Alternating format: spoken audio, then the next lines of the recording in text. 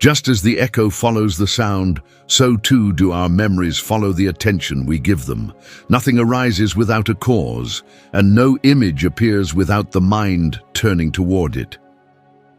Dear brothers and sisters in the Dhamma, let us begin with a deep bow to the triple gem, the Buddha, the Dhamma, and the Sangha.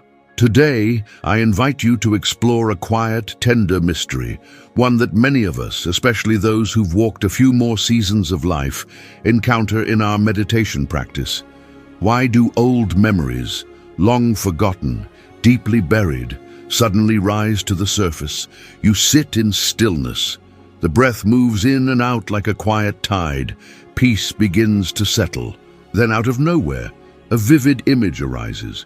Your childhood friend laughing under the monsoon rain, the scent of your mother's jasmine rice, the sound of a letter being torn in half, a tear unshed for decades. Why now? Has mindfulness failed us? Or is something wiser unfolding? The subtle power of manasikāra. In the Buddha's profound teachings, there is a quiet force called manasikāra, often translated as attention. It's more than simple focus. It's the mind's turning, like a sunflower turns to light, toward an object, a sensation, a thought. Nothing in the mind arises on its own. Every thought, every memory, every feeling has a cause, and that cause is often hidden in the gentle pivot of attention. So when an old memory appears in the stillness of your practice, it's not a sign of failure. It's the mind turning inward, towards something unfinished, something ready to be seen. A story of jasmine and tears. A middle-aged layman once came to the monastery. He looked both surprised and shaken. He said, "Ajahn, I was simply following my breath. Suddenly I saw my mother feeding me rice, jasmine rice. I began to cry. She passed away 30 years ago. I asked him gently, 'What did you have for breakfast today?' He blinked. 'Plain rice and jasmine tea.' Ah, there it was.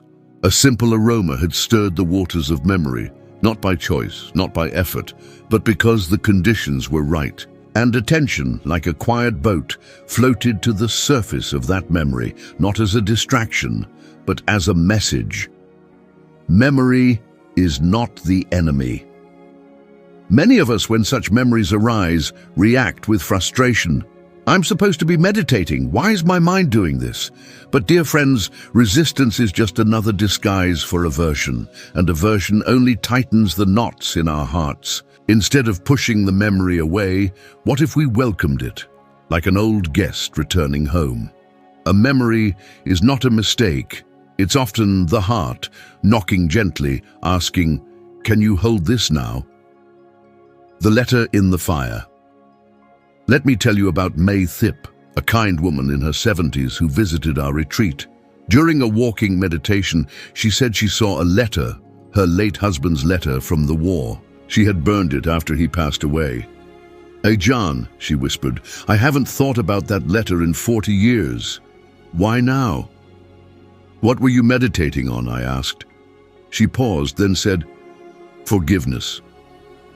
There it was. Forgiveness had softened the soil. Attention turned toward a hidden wound, not to reopen it, but to cleanse it. She wept. Then she smiled. "I understand now," she said. "I never forgave him, but now I can." This is the hidden wisdom of manasikāra. It turns not randomly, but with quiet purpose. When memories arise, what should we do? 1. Don't resist. Resistance builds inner friction. Let go of the urge to clear the mind. 2. Observe without clinging. Say gently, "This is a memory, not mine, not me." 3. Trace the thread. What conditions stirred it? A scent, a feeling, a word. 4. Return with kindness. Let the breath be your home. Return softly as you would to an old friend. The Dhamma teaches that no mental event arises without a cause, not even a fleeting image.